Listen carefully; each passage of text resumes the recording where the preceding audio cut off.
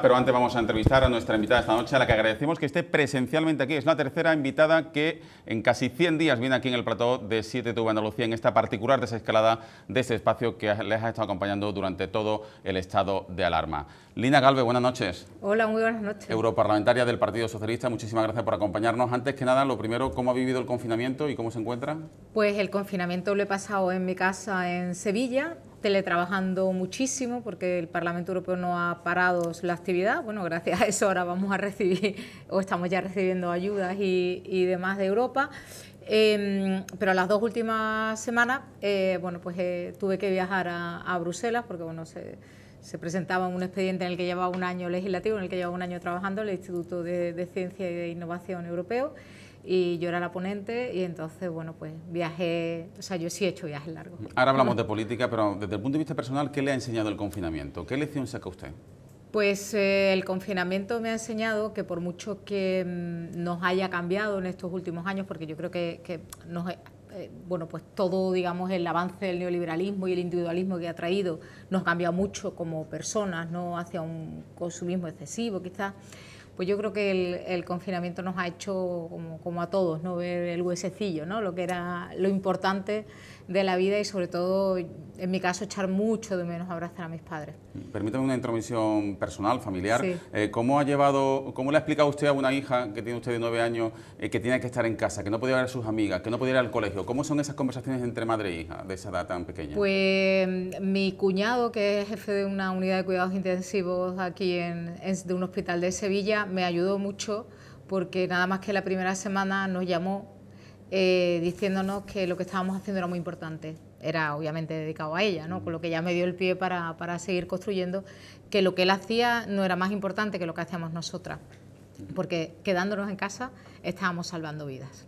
Y ella lo entendió inmediatamente. Perfectísimamente. Bueno, la curva de la pandemia, afortunadamente, señora Galvez, ha bajado. ¿Cuándo cree usted que bajará la curva del odio, de la crispación política? ¿Y cómo observan en Bruselas, en Europa, sus colegas comunitarios, la crispación que se ha vivido y que se sigue viviendo aquí en España? Pues lo primero que decir es que eso allí es raro. Quiero decir, allí normalmente los parlamentarios de un mismo país, y también ha sido en muchos casos durante mucho tiempo el caso de los parlamentarios españoles, cuando toca defender una agenda de país, se defiende esa agenda de país. Obviamente entre los parlamentarios que están en grupos que defiende la democracia, no solo digamos, usa la democracia para estar ahí, sino que realmente la defiende, porque allí con la extrema derecha pues no se llega a ningún tipo de pacto en el Parlamento.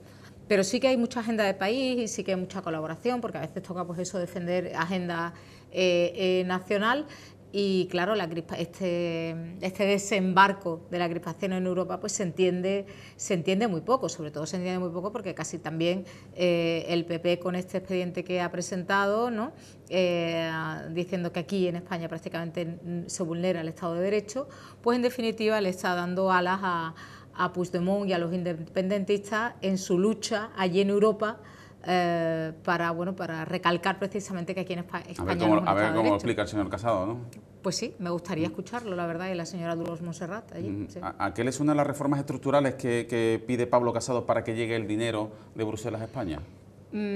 Pues para mí tiene la misma música precisamente que el trasladar allí la bronca, ¿no? No es algo que nos convenza o que nos convenga, mejor dicho, a los españoles y a las españolas, porque hay condicionalidad. A ver, ya el propio, digamos, documento que avanza por dónde van a venir las ayudas, el Next Generation Europe, ¿no?, de alguna manera una cierta condicionalidad hay, porque dice, bueno, es que esto tiene una finalidad de corto plazo, de que se llegue dinero a aquellos sectores que más hayan sufrido, aquellas regiones, aquellos países que más hayan sufrido, pero al mismo tiempo miramos a la transformación de largo plazo, principalmente la ecológica y la digital. O sea, que hay una cierta condicionalidad en las ayudas, en el sentido, una condicionalidad buena, una condicionalidad de transformación hacia un mayor bienestar.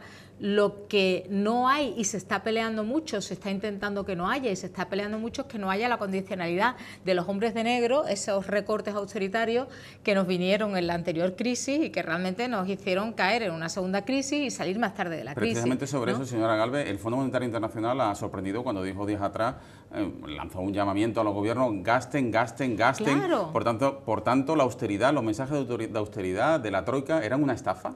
Totalmente. Es que en economía llamamos ideas zombies. Son ideas que están muertas y por alguna razón, porque hay intereses muy grandes, obviamente, son políticas de corte deflacionista que interesan principalmente a los tenedores de capital y para desequilibrar las relaciones de poder dentro de las sociedades, pues interesa que se sigan poniendo de una manera de disciplinamiento de alguna forma, pero son ideas zombies. Y claro que hay que gastar y hay que seguir gastando. Si los estímulos ahora se retiran, sería un error. Es cierto que para que los estímulos no se retiren nos tenemos que endeudar más y que ya estamos muy endeudados, pero muchas veces es más importante la capacidad de devolución que tenga un país que el porcentaje de deuda que tenga sobre su PIB, porque es más creíble para los mercados. Si tu economía sale antes, empieza a crecer, pues tienes más capacidad de devolver ese dinero independientemente del porcentaje que esa deuda signifique sobre tu PIB. Andalucía está sufriendo la perversa ecuación de haber sido una de las comunidades con menor impacto sanitario del coronavirus, pero sin embargo una de las comunidades más castigadas económicamente por la hibernación económica. ¿Usted cree que Andalucía será uno de los territorios que más le costará recuperarse por depender de sectores más castigados? Posiblemente sí, la verdad es que sí. Creo que sí. ¿Y eso merecerá un trato especial del Gobierno, un trato especial de Europa? Debería, pero el dinero de Europa, va a haber un dinero finalista, pero otro dinero va a estar vinculado con el plan que diseñe el Gobierno. Entonces, ahí en ese plan es donde deberíamos de ir todos a una y dejarnos de la gresca y diseñar un buen plan para que nuestros territorios salgan adelante, sobre todo Andalucía. Andalucía sufre por el monocultivo también del turismo y digamos por ser una economía menos diversificada, por ser una economía menos innovadora. Gran parte de esas ayudas deberían de canalizarse en investigación y en innovación, y aquí tenemos un gobierno que por otra parte lo que hace es recortar a las universidades, que son los principales agentes de generación de conocimiento y de investigación. Precisamente le quería preguntar por eso, ¿no? Por la apuesta por la innovación, por la investigación. ¿Cómo le ha sonado ese recorte en 135 millones en el presupuesto de las universidades? Fatal, podría decirlo con otras palabras, pero bueno, me parece contraproducente, total y absolutamente contraproducente. Tampoco hemos visto a los rectores levantar mucho la voz, ¿eh? Bueno, pues porque hay mucha dependencia. Hay mucha dependencia. La universidad, la famosa Cuando habla de autonomía universitaria... ¿Eso es un tabú de miedo? No, sí, quizás, seguramente hay una dependencia financiera. La famosa autonomía universitaria pues no lo es tal, porque dependen precisamente de las transferencias de la Junta de Andalucía, ¿no? Que están bastante tasadas, digamos, hay un sistema de reparto, ¿no? Un modelo de reparto, pero aún así hay también una cierta discrecionalidad en algunas partidas. Supongo que Bruselas tampoco se mirará evidentemente todos los días a lo que ocurre en Andalucía, pero ¿usted es capaz de explicarle a sus colegas comunitarios que el grupo de reconstrucción de Andalucía lo preside la extrema derecha, que votó en contra precisamente de ese grupo de reconstrucción? Todavía no he tenido la ocasión, pero en cuanto lo tenga me gustaría mucho poder explicarlo. ¿Le sorprenderán a los europeos que adquiera tanto protagonismo en la recuperación económica de una comunidad tan importante como España? Fernando, es que ya lo que sorprende allí simplemente es que aquí haya un gobierno que se sostenga en la extrema derecha. Es que eso es insólito en Europa. O sea, ya eso. O sea, y ya lo que presida la Comisión de Reconstrucción pues ya suena a chiste, en realidad. Por cierto, apelo a sus conocimientos económicos, que usted ya está dejando buena muestra de ello. ¿Cómo será la recuperación? Ya sé que no voy a ser nada original en la pregunta. ¿Va a ser una U, una V, una L?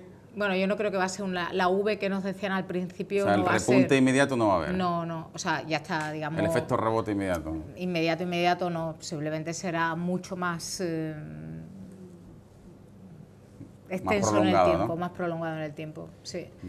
Bueno, pues porque realmente el parón económico ha sido muy importante y hay sectores que son sectores claves que no se van a recuperar de un día para otro. El turismo va a tardar en recuperarse, vamos, simplemente de las colas que hay que hacer en los aeropuertos, que están prácticamente todavía vacíos, pues ya eso cuesta, ¿no? Bueno, hay muchas incongruencias en eso, ¿no? Porque viajaremos pegado a alguien, pero luego no podremos sentarnos al lado de alguien en el aeropuerto, ni todas las mesas de todos los bares de los aeropuertos van a estar abiertas. Claro. En fin, o sea, la gente se encontrará cosas bastante curiosas, ¿no?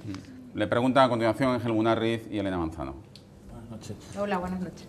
Continúan transcurriendo los meses, seguimos pagando ERTES, se derrumban los ingresos, pero se multiplican las necesidades de gasto, va pasando el tiempo, efectivamente vamos a salir con una deuda pública muy elevada y todavía no está claro en qué condiciones se van a fijar para poder devolverla, ¿no? Yo las crónicas que leo, algunas me dejan preocupado. El presidente lo he escuchado hablar de que en esto nos la jugamos todo. Por los mensajes da la impresión de que hay un temor a que finalmente las cosas se bloqueen. Por una parte escuchamos una música diferente, es verdad, la del tema crisis, pero por otra el acuerdo todavía no se ha producido, creo que las negociaciones ni siquiera están todavía maduras, ¿no? ¿Qué expectativas cree usted que hay realmente de que haya una solución más o menos favorable a los intereses de una economía periférica como la española, grande, pero muy dependiente de sectores frágiles, y de que se dé una solución que realmente permita que esta crisis económica no sea de las mismas dimensiones que la anterior? ¿Es iluso pensar que puede haber una solución y que esto va a ser diferente, o realmente estamos haciendo el avestruz con ese tema? Bueno, yo creo que sí, tengo que pensar, ¿no? Y estoy trabajando precisamente, y estamos trabajando mucho desde el Grupo Socialista para que esto sea diferente, para que no haya esa condicionalidad, sea, bueno, el plan que ha presentado ya la Comisión, pues la mayor parte es inversión, no son préstamos. Incluso los préstamos son a muy largo vencimiento, con lo que tampoco tienen o tendrían un peso muy grande en la economía de los países. Es cierto que todavía hay los mal llamados frugales, ¿no? Porque vamos a llamarlo por su nombre, ¿no? Alguna gente dice, bueno, vamos a llamarlos tacaños, ¿no?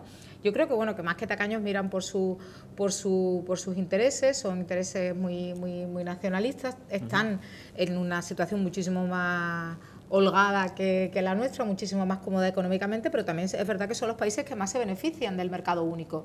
Entonces, eso hay que recordárselo. Eso hay que recordárselo.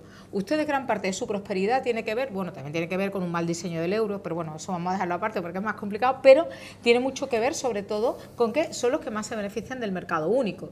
Entonces hay que recordarle, si usted deja que se empobrezca allí donde venden sus bienes y sus servicios, pues también ustedes acabarán empobrecidos. Entonces yo creo que eso es tan potente que de alguna manera, más que la solidaridad, ¿no? Que también podemos apelar a que formamos parte de un club, todo lo que queramos, pero también hay que decirle, ojo, que tu bonanza económica también depende de esto, ¿no?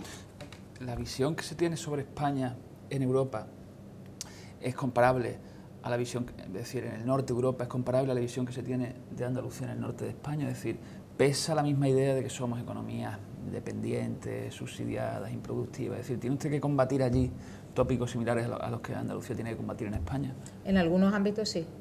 Sí, pero claro, ya estoy muy entrenada porque como andaluza, la verdad, desgraciadamente, y habiendo vivido ahí, estoy muy entrenada. ¿Hay margen para convencerlos? Es decir, estoy pensando en usted hablando con parlamentarios holandeses o austríacos, que parece que son duros, ¿no?, estos países frugales a los que aludíamos. ¿Con qué argumento se les convence? Porque parece que la clave suya política nacional pesa más que el famoso proyecto europeo. Bueno, en nuestro grupo la verdad es que los holandeses se han puesto también de nuestra parte, también los austríacos, puedo decir que en el grupo socialdemócrata los que se abstuvieron o no votaron a favor fueron suecos y daneses. Pero precisamente, bueno, pues estos que suenan más, ¿no?, austríacos y holandeses, sobre todo los holandeses, bueno, pues lo dijeron muy claramente. Ahora mismo, por ejemplo, dentro del Grupo Socialista, la delegación española es la más numerosa y la que tiene además la presidencia del grupo, ¿no? Con lo que de alguna manera, bueno, pues cierto prestigio se va ganando, ¿no? Se va ganando poco a poco, se va ganando con mucho trabajo, como hay que hacer, haciendo las cosas bien, trabajando mucho, haciéndolo bien y desmontando, bueno, pues los estereotipos, que como todos los estereotipos, pues funcionan en todos sitios igual, que es pensar que algo es natural cuando no lo es, ¿no? Es una construcción, ¿no? Yo creo que la imagen también del gobierno que tenemos actualmente, del gobierno de España, es muy buena allí en Europa. El plan aquel que propuso Pedro Sánchez se consideró muy bien, un gobierno también, todo hay que decirlo, ¿no?, con ministros y ministras que hablan varios idiomas, que son capaces de hablar tú a tú con los comisarios, con los otros ministros, y eso, bueno, pues va calando pues una idea de una cierta modernidad que quizás antes pues no se tenía tanto. En línea con lo que acaba de plantear mi compañero Ángel, el hecho de que de Andalucía se pueda tener una imagen que no se corresponda con la realidad que tenemos aquí, puede quizás tener algo que ver la economía andaluza. Tenemos una renta per cápita inferior al resto de la media de España, al resto de la Unión Europea, y es algo que no es nuevo, por supuesto, es un problema que llevamos padeciendo desde hace muchas décadas, en una economía que, como usted hacía mención antes, está dedicada mucho al monocultivo del turismo, que está muy encorsetada. Se echa de menos, pues, por ejemplo, investigación, desarrollo, ciencia, a la que usted le dedica gran parte de su labor allí también en Europa. ¿Por qué en Andalucía no podemos echar mano de la ciencia, de la investigación y del desarrollo para diseñar nuestro proyecto de futuro? ¿Qué es lo que falla? Porque, insisto, que no es un problema de ahora, no le podemos echar la culpa a los últimos años de gestión, es un problema que llevamos heredando muchas décadas. ¿Por qué ahora no estamos planteando la recuperación económica a medio plazo como un punto de inflexión para poder aprovecharnos de esa investigación, de la ciencia, que es la que nos va a sacar de una crisis como esta? Bueno, yo creo que yo lo matizaría, si me lo permite, matizaría un poquito, porque sí que es verdad que claro, dependiendo también con quién nos comparemos, ¿no? Pero si nos comparamos con nosotros mismos, que también a veces hay que compararnos con nosotros mismos, Andalucía ha avanzado muchísimo en ciencia y en innovación. Tiene algunas de las universidades más punteras de España, que están entre las 500 mejores del mundo, ¿no? Y se ha avanzado también muchísimo, hay pymes muy innovadoras aquí en Andalucía. Es cierto que no tenemos grandes empresas que se caractericen por una gran inversión en investigación y en innovación, pero tenemos muchas pymes muy innovadoras que son muy competitivas en los programas europeos. Y yo creo que es un gran éxito, teniendo en cuenta que los niveles de analfabetismo que había aquí en Andalucía en los años 70, porque eso no es algo que se quede en esa generación y luego no tenga impacto en las generaciones siguientes, no, es que sabemos por los datos PISA, por los datos de la OCDE, que gran parte de los resultados de los niños y de las niñas en esas pruebas tienen que ver con las familias de las que vengan. Si en esa familia no hay libros, si en esa familia sus abuelos eran analfabetos, pues digamos, la mochila que llevan esos niños tarda generaciones en quitarse. Entonces hay que ver de dónde venía Andalucía y qué papel se le reservó a Andalucía durante el franquismo, ya antes, pero se exacerbó durante el franquismo. Entonces, ¿se ha hecho un gran avance? ¿Suficiente? No, no es suficiente. ¿En dónde está el principal problema? No está tanto en la parte de investigación, que también, porque hay una subinversión en investigación, no solamente aquí en Andalucía, sino en España. España solamente invierte el 1,2% de su PIB en investigación, no de ahora. Se llegó al 2008, se mejoró un poco, pero luego con la crisis, bueno, pues los gobiernos que la gestionaron, pues la dejaron bastante maltrecha, ¿no? Y ahora se está recuperando, pero todavía no lo suficiente. Solamente Grecia es el único país que invierte menos de su PIB en investigación que España. Entonces, bueno, tenemos un gran problema y aquí en Andalucía pues lo tenemos. Pero sobre todo el principal problema, que lo tiene toda Europa o gran parte de Europa, lo tiene España, lo tiene muy especialmente en Andalucía, es luego cómo trasladamos a la empresa cómo hacemos esa innovación, cómo hacemos ese paso digamos, a poner en el mercado los buenos resultados de investigación. Insisto, hay muchas pymes muy innovadoras que tienen, aquí se hacen cosas magníficas y curiosísimas, ¿no? Yo en los meses que estuve de consejera, pues pude bueno, pues apreciar realmente esas microrealidades, ¿no? Que eran, bueno, pues historias maravillosas y estupendas, pero claro, tienen un tamaño que no permite pues un cambio radical en toda la economía. Y luego tenemos el principal problema de siempre, que aquí hay un paro altísimo. Entonces, claro, hay, bueno, pues es fácil de alguna manera pues fomentar aquellos sectores económicos que van a generar empleo, aunque no sea el mejor empleo de calidad, de una manera rápida. Un ejemplo de esa innovación que tenemos en Andalucía, que sin duda comparto lo que usted expone, es el ámbito sanitario. Hay mucha investigación en el ámbito sanitario que procede de hospitales públicos andaluces y sin duda. En línea con la financiación a la que usted hace referencia, ¿se están sentando las bases para que la poca financiación que llegue, porque usted reconoce que sigue siendo escasa, vaya adentrándose en las empresas para reconvertirla, aunque es cierto que soy consciente de que no se puede hacer de un día para otro, pero ¿lo estamos haciendo o vamos a desaprovechar esta oportunidad? Habrá que ver realmente si se va a hacer. Yo vuelvo otra vez a ¿Y de quién es la culpa? Que es a donde yo quiero llegar. Si rebajamos si son 135 millones de euros a las universidades andaluzas y por tanto a sus grupos de investigación y a su potencial, pues es que competimos con un brazo detrás. Entonces, es como, bueno, yo lo explico mucho con la discriminación de género, ¿no? Corremos... Por mucho que corra una mujer, si tiene que llevar una mochila llena de piedra, pues al final va a llegar más tarde a la meta, ¿no? Entonces, si Alemania durante la crisis, los Länder alemanes están dando una millonada a sus grupos de investigación para que estén mejor preparados, no solamente para buscar soluciones más inmediatas a este problema del COVID, sino para poder competir mejor en los programas competitivos, ahora, bueno, lo que queda del Horizonte 2020 y el nuevo Horizonte Europa que empieza el año que viene, pues claro, si aquí en Andalucía, en vez de darle más dinero, le estamos quitando dinero, pues yo lo veo complicadito. Pues pronto vamos a conocer una noticia que nos va a sacar todos los colores, nos va a hacer avergonzarnos a los andaluces, por lo de los Länder, un grupo de investigación que va a ficharse a un investigador andaluz muy prestigioso, porque aquí no tiene esa financiación, pero en fin, pero cuando bueno, eso ya viene pasando y ya ha venido pasando y eso pasó mucho en la crisis. Nosotros, es que encima es eso, es que exportamos talento. El brain drain, ¿no? que le llama, y es una pena muy grande. Usted es una profesora, una economista, una dirigente, una política que ejerce de feminista, y cuando digo ejerce la despojo de cualquier matiz peyorativo, ejerce con naturalidad, sin estridencias, ¿no? Sí, sí. De hecho ha dado buena muestra en su última respuesta, pero le pregunto precisamente, hago esta introducción para preguntarle, porque la semana pasada arrancamos con un suceso tremendo, con un triple asesinato machista en Úbeda de una madre y sus dos hijos. ¿Le sorprendió que el presidente de la Junta empleara en un primer término, luego rectificó, pero en un primer momento hablase de crimen familiar, que recordemos es el término violencia intrafamiliar que utiliza Vox para negar la existencia de violencia de género?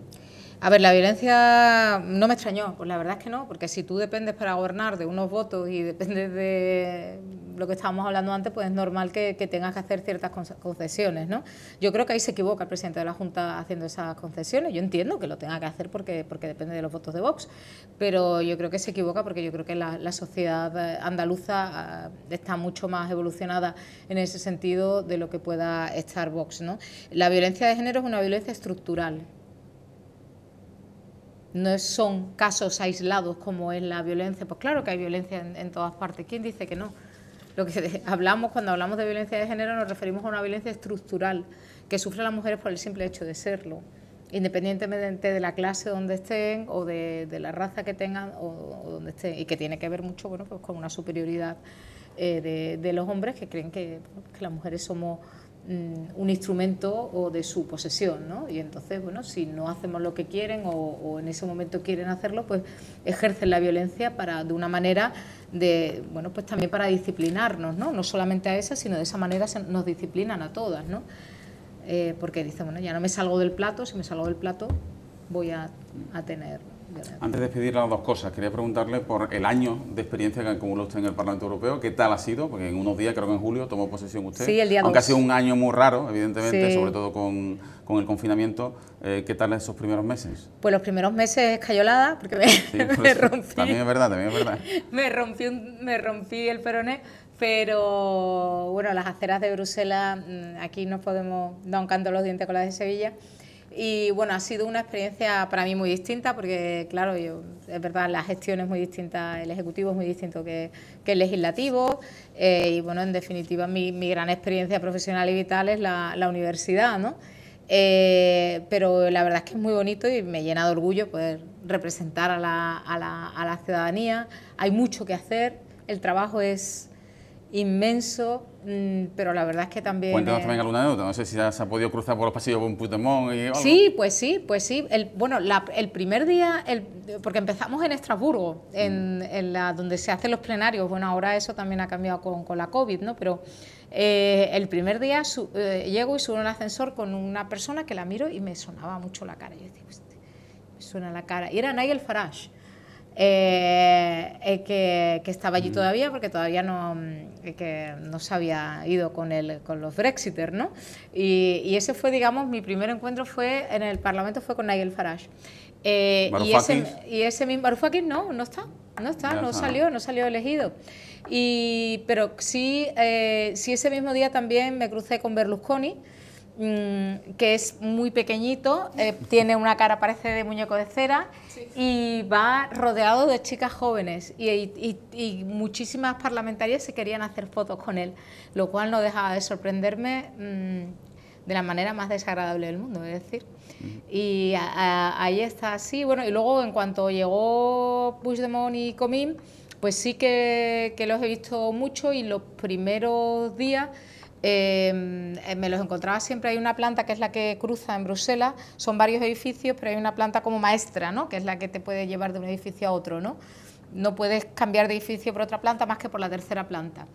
Y entonces siempre estaban allí en la tercera planta, que es donde están los box de comunicación y todo. O sea, siempre estaban donde yo decía, pero estos no tienen que ir corriendo, porque iba corriendo de una comisión a otra, de una reunión a otra, y yo decía, ¿y estos no tienen comisiones ni tienen nada? Buscando el micrófono. Sí, más bien. Bueno, eurodiputada, quiero, antes de despedirla, que vea el siguiente vídeo que seguramente le resultará familiar. Hola, soy Lina Gálvez, parlamentaria europea y catedrática de Historia Económica, y hablo con acento andaluz. I speak English with Andalusian accent. Je parle français avec l'accent andaluz. Parlo italiano con acento andaluzo. Eu falo português com sotaque andaluz. Yo parlo catalán amb accent andaluz. Hablo estos idiomas pues por los países en los que he estudiado, en los que he trabajado, por mi trayectoria vital y profesional, y en todos sitios me entienden cuando hablo con mi acento andaluz.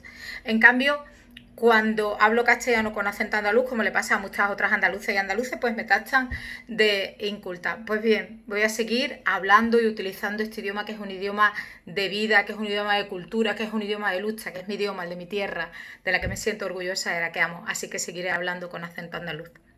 ¿Por qué se sintió obligada a reaccionar? Bueno, fue por las críticas que le hicieron a la ministra Montero. Por lo del acento andaluz, yo la verdad es que estoy muy orgullosa que la portavoz del gobierno y que, digamos, todo se transmita con acento andaluz, y que el acento andaluz no sea solamente la criada de las series de televisión, el chorizo también de los sketches televisivos, etcétera, etcétera. La verdad es que para mí es un orgullo que, bueno, pues que toda una ministra de Hacienda, y que sea la que traslada, sea además la portavoz, pues lo haga con acento andaluz, pero en cambio no le parece igual a todo el mundo. ¿Cómo cree usted que hay que responder ante estos ataques, esta mofa del acento andaluz? ¿Cree usted que hay que rebelarse, pegar un puñetazo en la mesa y responder de inmediato, o hay que pasar olímpicamente ante estulticias tan vacuas? Bueno, yo creo que nunca hay que pasar de las cosas. O sea, es cierto que es más fácil pasar, ¿no? O sea, cuando también a veces, ahora que hay tanta violencia en Twitter y tal, ¿no?, tendrá muchas ganas de decir, mira, paso, ¿no? O sea, no pasar, ¿no? Pero yo creo que no hay que pasar hay que hacerlo con elegancia. Yo creo que hay que hacerlo con cariño y con simpatía, pero precisamente dejando ver la estulticia, como bien dice, que tiene, bueno, pues el criticar una manera de hablar que es tan válida como otra cualquiera, y más bonita, por cierto, pero bueno. Lina Gálvez, europarlamentaria del Partido Socialista, muchísimas gracias por acompañarnos, buenas noches y mucha suerte. Muchísimas gracias a vosotros.